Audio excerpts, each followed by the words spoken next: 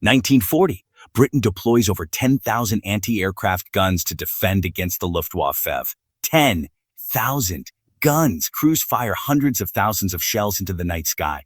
They shoot down bombers. Some nights a handful, other nights maybe one. On a really good night, perhaps 5. The math is brutal. One bomber destroyed for every 1,000 shells fired. But there's another number the British War Office doesn't want to publicize, one that makes those 10,000 guns look almost pointless. One single fighter type, the Bristol Beaufighter, destroys more German bombers in 18 months than the entire British anti-aircraft network combined. Not a squadron, not a group. One aircraft type, over 600 confirmed kill. More than all the flak guns, searchlights, and barrage balloons put together. The Luftwaffe calls it das Nachtgespenst, the night ghost. This is how one weird-looking fighter with 4 cannons became more lethal than an entire defensive system. But before we understand how one fighter outperformed 10,000 guns, we need to see just how desperate and expensive Britain's anti-aircraft defense really was. September 1940, the Blitz begins. Every night, German bombers cross the Channel and hammer British cities.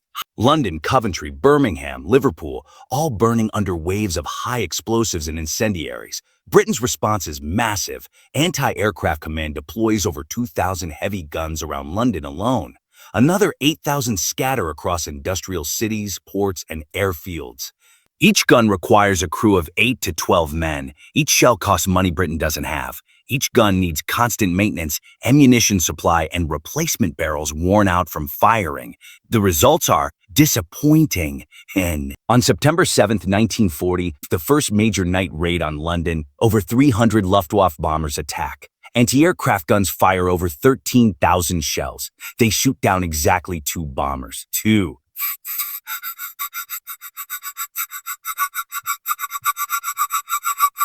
Heavy flak, 88, 3.7-inch, 4.5-inch guns, fire shells that explode at preset altitudes, creating shrapnel clouds. But bombers at night are invisible. Ground observers guess their altitude based on sound. Radar provides approximate ranges, and predictors calculate where the aircraft might be in 10 seconds when the shell arrives. It's guesswork wrapped in mathematics, fired into darkness, hoping for luck. Sometimes it works. A shell explodes near a bomber, shrapnel tears through an engine or wing, and the aircraft goes down. More often, shells explode harmlessly between bombers or below them or above them, lighting up the sky but hitting nothing. The British know they're wasting resources, but what they don't know yet is that the solution is already being built, and it doesn't involve bigger guns. Fighter Command understands what Anti-Aircraft Command is learning the hard way. You can't shoot what you can't see. Single-engine fighters, Spitfires, and Hurricanes are useless at night. Their pilots fly blind, unable to find bombers even when ground controllers vector them within miles of targets. The few night kills achieved by day fighters in 1940 are pure accidents. Lucky encounters where moonlight silhouettes a bomber against cloud. The Blenheim Myth, Britain's first dedicated night fighter, performs slightly better but remains inadequate. It's too slow underarmed, and its early AIMK-3 radar is temperamental at best, useless at worst.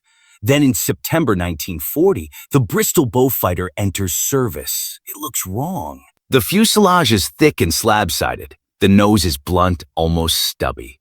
Next to the graceful Spitfire or the sleek Mosquito that will follow it, the Beaufighter resembles a flying brick, heavy, ungainly, built for punishment rather than elegance, but the specifications tell a different story. Top speed, 320 mph, Joe, faster than most bombers. Range over 1,500 miles, enough to patrol for 4 hours. Armament, 420 Hispano cannons in the nose, firing 16 high explosive shells per second. Each shell weighs over 4 ounces and contains enough explosive to destroy an engine or blow off a tail. Radar. IIMK-4 can detect bombers at 3 to 4 miles, even in total darkness. Crew, 2. A pilot and a radar operator working in perfect coordination. The Beaufighter isn't trying to dogfight. It's a bomber destroyer, designed to find targets in darkness, close to killing range, and obliterate them with overwhelming firepower before the enemy knows what hit them. By October 1940, the first operational Beaufighters begin night patrols. The Luftwaffe has no idea what's about to hit them. The Beaufighters' effectiveness doesn't come from the aircraft alone. It comes from a revolutionary system that integrates technology, tactics, and human skill into a killing machine. Step 1. Detection chain home radar stations along Britain's coast detect incoming raids while they're still over France. Operators plot bomber streams, tracking their courses and altitudes. This information feeds to Fighter Command headquarters at Bentley Priory, then to sector control rooms across Britain. Step 2. Interception ground controllers select Beaufighters already airborne on patrol or scramble crews from readiness. Using radio controllers vector the fighter toward the bomber stream. Hostile bearing 270, Angels 12, range 20 miles. The pilot turns to the heading, climbs, or descends to the specified altitude. Angels 12 means 12,000 feet and begins the hunt. Step 3. Radar contact at 3 to 4 miles. The radar operator picks up returns on his AIMK-4 scope. He watches the cathode ray tube, interpreting blips that might be bombers or might be false returns from clouds or ground features. Contact, he couples over the intercom. Dead ahead, range 3 miles. The pilot maintains course while the operator refines the contact, calling corrections. Left, steady, range 2 miles, 1 mile. Step 4. Visual identification at half a mile to 400 yards. The pilot begins searching visually. On clear nights with moonlight, he might spot the bomber's silhouette. On overcast nights, he looks for exhaust flames, faint blue glows from engine manifolds. Sometimes he sees nothing until he's 200 yards behind the target, close enough to make out the twin-engine shape, the greenhouse canopy, the black crosses on the wings. Step 5. Kill the pilot position slightly below and behind the bomber, where ventral gunners have limited fields of fire. His thumb rests on the cannon firing button. 1 burst, that's usually all it takes. 4 twin cannons firing simultaneously, 16 shells per second, converging on a point just forward of the bomber's cockpit. High explosive rounds detonate on impact. Engines explode, wings shear off, fuel tanks ignite. The bomber becomes a fireball spiraling toward Earth while the Beaufighter breaks away, diving to avoid debris. Total engagement time, often under 30 seconds from visual contact to confirmed kill. This system radar, radio control, airborne interception, overwhelming firepower is about to prove more effective than anything else in Britain's arsenal. By early 1941, a disturbing pattern becomes visible in British War Office statistics. Anti-aircraft command, firing hundreds of thousands of shells per month, achieving dozens of kills on good months. Beaufighter squadrons, 30 to 40 operational aircraft, achieving similar kill numbers, sometimes more. The comparison gets worse as more data accumulate. January 1941, anti-aircraft guns claim 21 confirmed kills. Beaufighter squadrons claim 24. February 1941, Flak gets 18. Beaufighters get 27. March 1941, Flak gets 15. Beaufighters get 31. Anti-aircraft command employs over 300,000 personnel. Gun crews, searchlight operators, radar operators, logistics, command staff. They consume millions of shells, thousands of tons of high explosive, and require constant resupply. Beaufighter squadrons employ fewer than 2,000 aircrew and ground personnel combined. They fire cannons. Ammunition is expensive, but nothing compared to heavy flak shells. Aircraft require maintenance, but so do anti-aircraft guns and their complex predictors and fire control systems. The cost effectiveness is staggering. One Beaufighter crew on a good night destroys 2 or 3 bombers using perhaps 50 cannon shells total, maybe 20 pounds worth of ammunition. One anti-aircraft battery on the same night fires hundreds of shells costing thousands of pounds. It's nothing. But the real shock comes when analysts calculate the cumulative totals, and the numbers are almost unbelievable. By May 1941, when the Blitz effectively ends and Luftwaffe bomber units redeploy to the Eastern Front for Operation Barbarossa, the accounting is complete. British Anti-Aircraft Command claims approximately 400 confirmed bomber kills during the Blitz period, September 1940 to May 1941. This number includes all calibers, heavy guns, light guns, everything. It represents millions of shells fired, hundreds of thousands of man-hours, and enormous expenditure. RAF night fighter squadrons, primarily Bf fighters, claim over 600 confirmed kills during the same period. One fighter type, fewer than 100 operational aircraft at peak strength, destroys 50% more bombers than the entire British anti-aircraft network. The Bf fighter doesn't just outperform Flak, it makes Flak look obsolete. And specific pilots prove just how deadly this system can be when operated by masters. Flight Lieutenant John Cat's Eyes Cunningham becomes the face of Bf fighter effectiveness. November 19, 1940. Cunningham's first major success. He destroys 3 Heinkel He-111s in one night, 2 in 15 minutes, a third 2 hours later after refueling and returning to patrol. Each kill follows the same pattern. Radar contact, visual identification, position slightly below and behind, one burst fireball. By the end of the Blitz, Cunningham has 20 confirmed night kills, 20 German bombers, crews of 4 or 5 men each, destroyed by one pilot and his radar operator. For comparison, an average anti-aircraft battery, 8 heavy guns, nearly 100 personnel, achieves perhaps 2 or 3 kills during the entire Blitz. One man in a Bf fighter equals 50 men with guns. Flight Lieutenant Bob Braham takes aggression to another level. Braham doesn't just shoot bombers, he hunts them with predatory intensity. He closes to extreme ranges, sometimes under 100 yards, accepting risk of debris strikes to guarantee kills. His cannon accuracy is legendary. 1-second bursts, rarely more, each resulting in catastrophic bomber damage. By mid-1941, Braham has 15 night kills. He'll finish the war with 29 total, making him the RAF highest-scoring night fighter pilot. But individual aces tell only part of the story. The real revelation is squadron-level performance. No. 604 Squadron, the first unit fully equipped with Bf fighters, proves the concept. Based at RAF Middle Wallop, 604 Squadron begins Bf fighter operations in October 1940. The squadron has 16 aircraft on strength, perhaps 12 operational on any given night. October 1940, 604 Squadron claims 7 confirmed kills. November 1940, 12 confirmed kills, including Cunningham's triple kill night. December 1940, 14 confirmed kills. January 1941, 18 confirmed kills. 4 months, 16 aircraft, over 50 confirmed bomber kills. Compare this to London's anti-aircraft defenses, the most concentrated in Britain.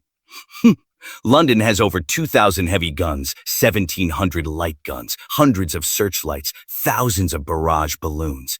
This massive network employs over 100,000 personnel. October 1940, London Flak claims approximately 25 bomber kills. November 1940, 31 bomber kills. December 1940, 27 bomber kills. January 1941, 22 bomber kills. 4 months, thousands of guns, hundreds of thousands of shells fired, 100,000 plus personnel.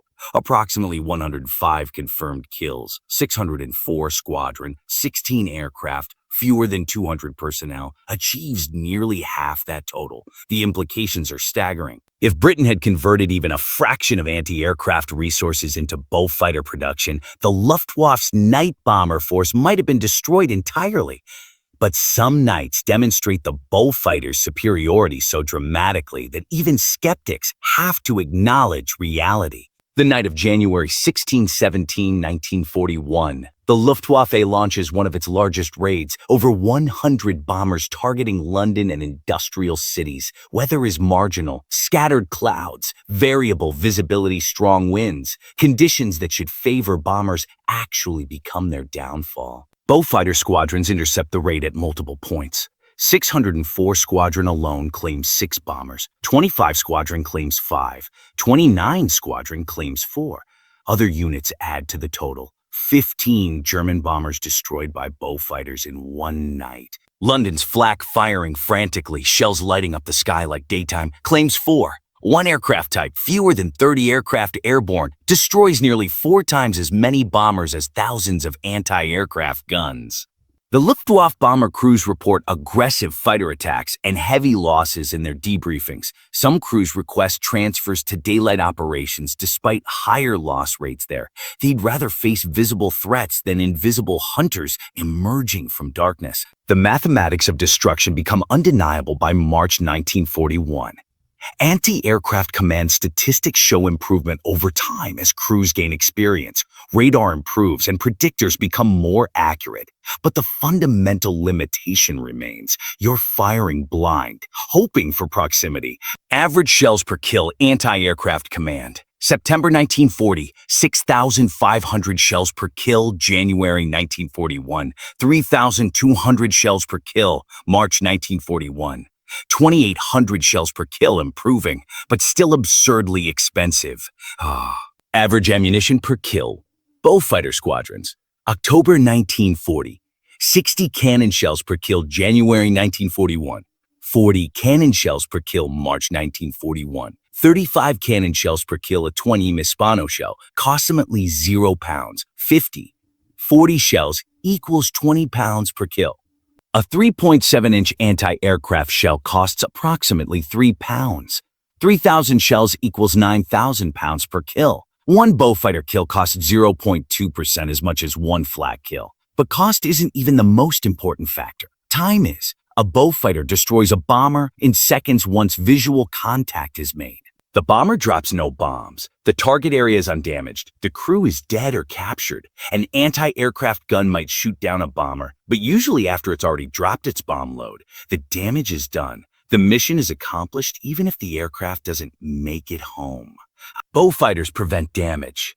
Flak avenges it. And by spring 1941, the cumulative effect becomes impossible for the Luftwaffe to ignore. Strategic breaking point, March 10, 1941. A formation of 20 Heinkel, He-111s, approaches Birmingham. The bombers fly at 11,000 feet, maintaining loose formation to avoid collision in darkness.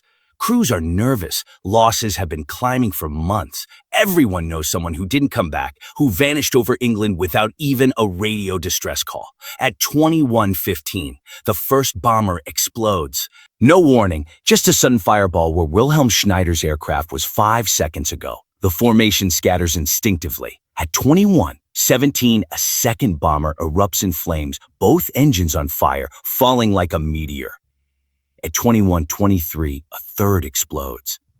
This time, survivors in other aircraft glimpse the attacker, dark twin engine, appearing from below and behind before vanishing back into blackness.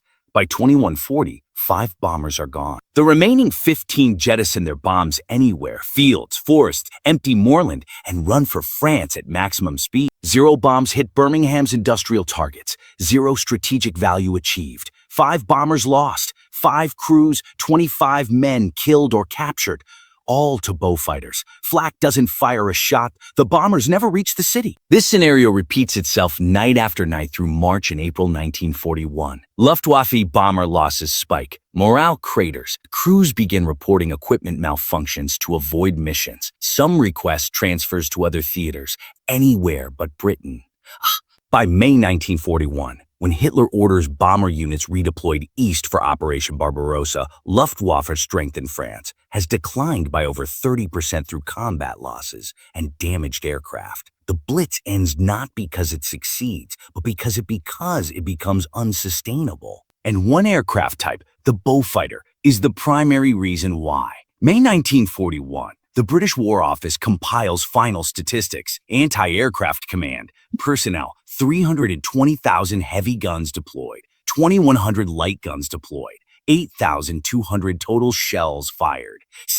7 million confirmed bomber kills. 400 cost per kill. 8,000 pounds. 12,000 pounds bombers destroyed per 1,000 personnel. 1.25 Beaufighter squadrons. Personnel. 2,800 aircrew plus ground crew aircraft deployed. 95 operational total cannon shells fired.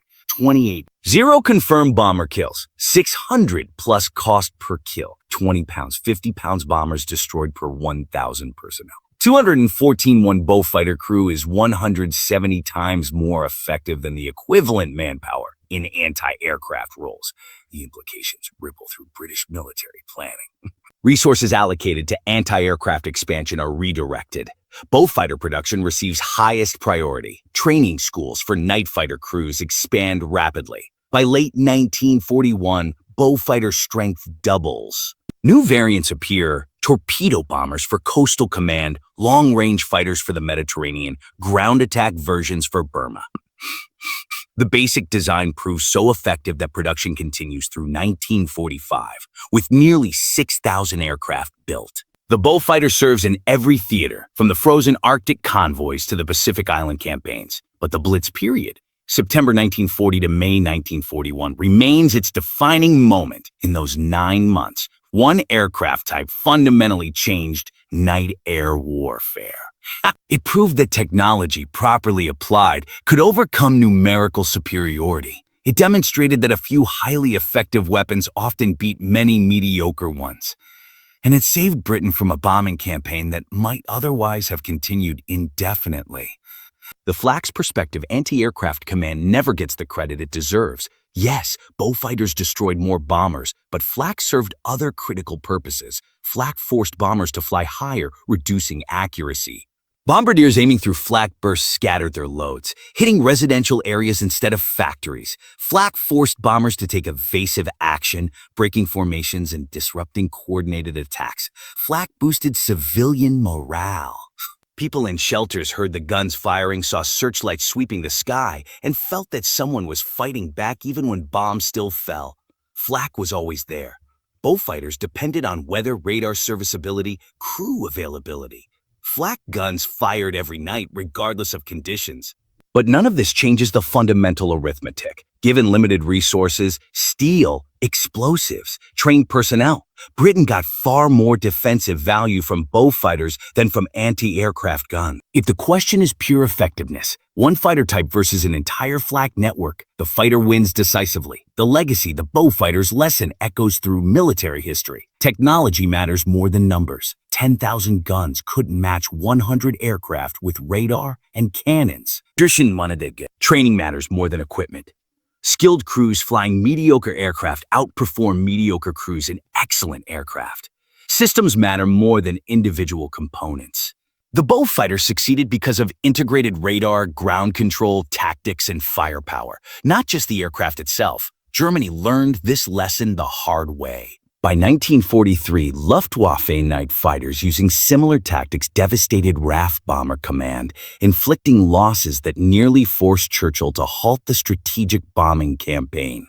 The night sky, once a refuge for bombers, became a hunting ground where predators ruled. And it started with one ugly, heavy, odd-looking British fighter that nobody expected to succeed. The Luftwaffe called it Das Nachtgespenst, the night ghost. The RAF called it the Beaufighter. History calls it the aircraft that saved Britain when 10,000 guns couldn't.